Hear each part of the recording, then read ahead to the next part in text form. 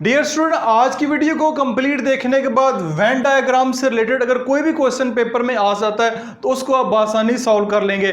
आज की वीडियो में हम वेन डायग्राम का कंप्लीट कॉन्सेप्ट लेंगे और साथ साथ ये भी सीखेंगे कि पेपर पॉइंट ऑफ व्यू से वेन डायग्राम के टॉपिक की क्या इंपॉर्टेंस है। अगर पेपर में क्वेश्चन आ जाता है तो इससे रिलेटेड कौन कौन सी मिस्टेक आप कर सकते हैं पेपर में और उन मिस्टेक से कैसे बचा जा सकता है। मैं हूं आपका टीचर मसूद मुबशर और आप मेरे साथ सीख रहे हैं मैथ के बेसिक कॉन्सेप्ट।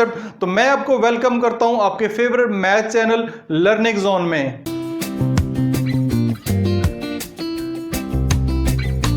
सबसे पहले वेन डायग्राम की डेफिनेशन देखते हैं कि वेन डायग्राम क्या होती है। वेन डायग्राम की डेफिनेशन है a Venn diagram is a simple close figure to show the sets and the relationship between the different set.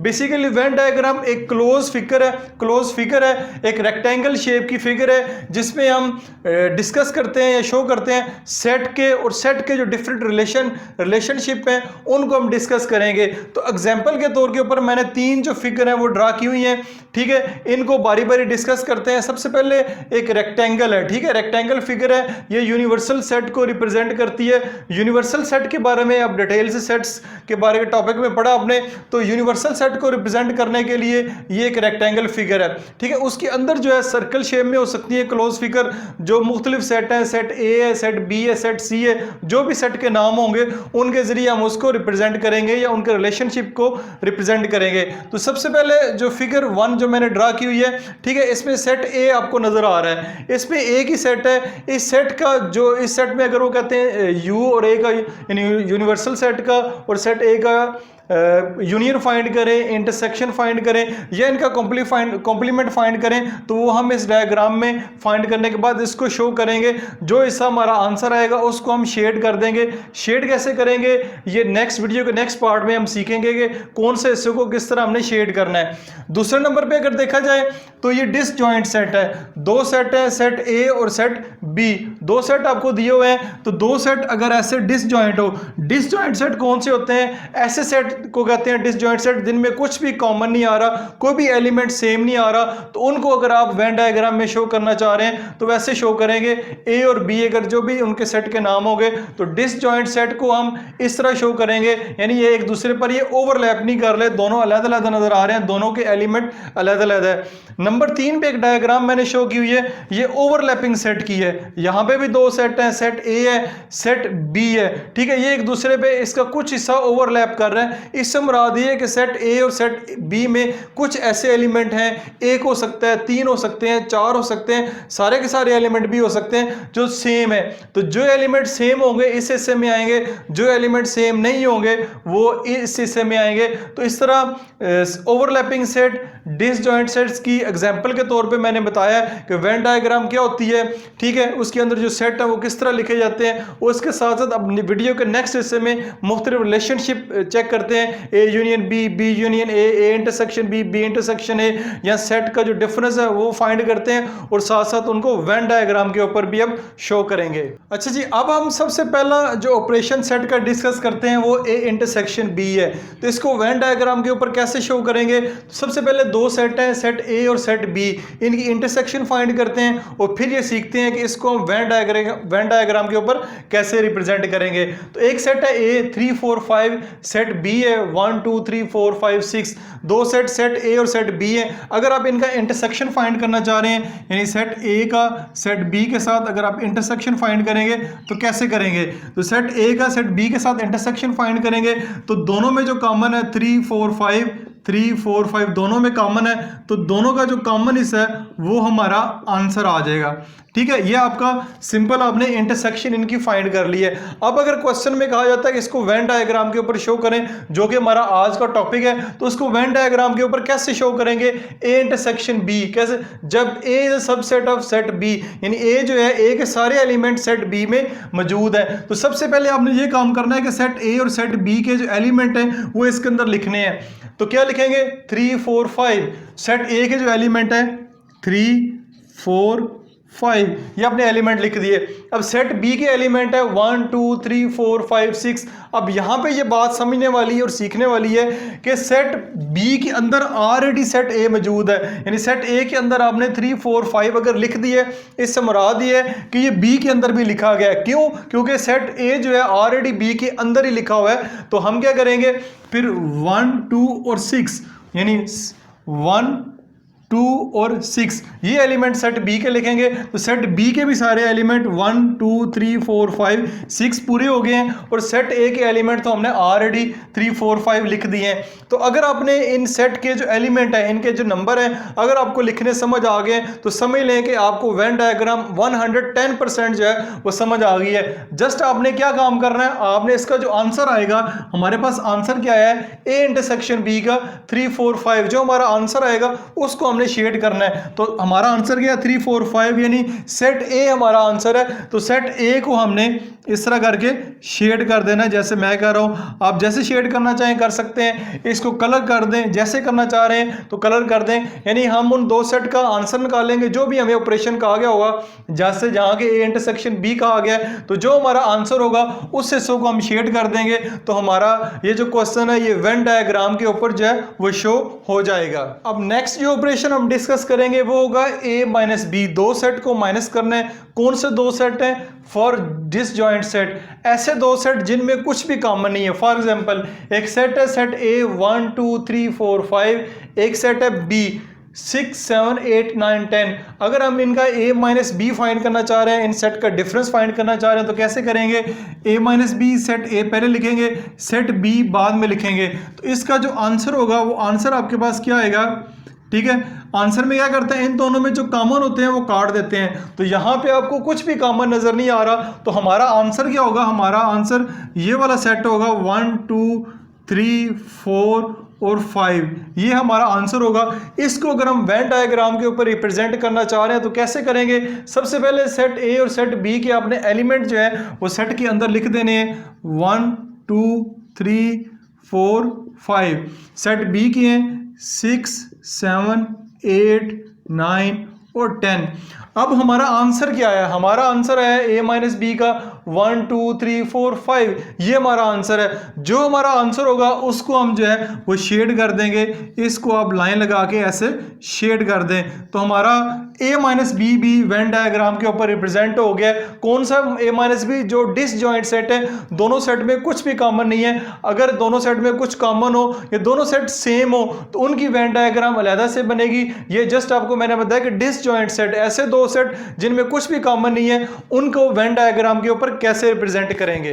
अब नेक्स्ट जो ऑपरेशन हम डिस्कस करना चाह रहे हैं वेन डायग्राम के ऊपर वो है ए इंटरसेक्शन बी।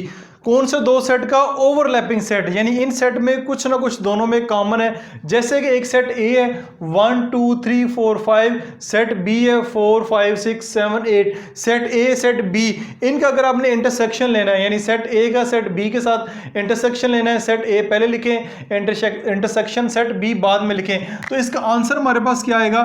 इन दोनों में कॉमन क्या? 4 इधर भी है, 4 इधर भी है, 5 इधर भी है, 5 इधर भी है। तो इन दोनों का जो इंटरसेक्शन है वो आपके पास 4 और 5 आएगा, ए इंटरसेक्शन बी। अब इसी चीज को अगर क्वेश्चन में कहा जाता है कि वेन डायग्राम के ऊपर रिप्रेजेंट करें तो कैसे करेंगे?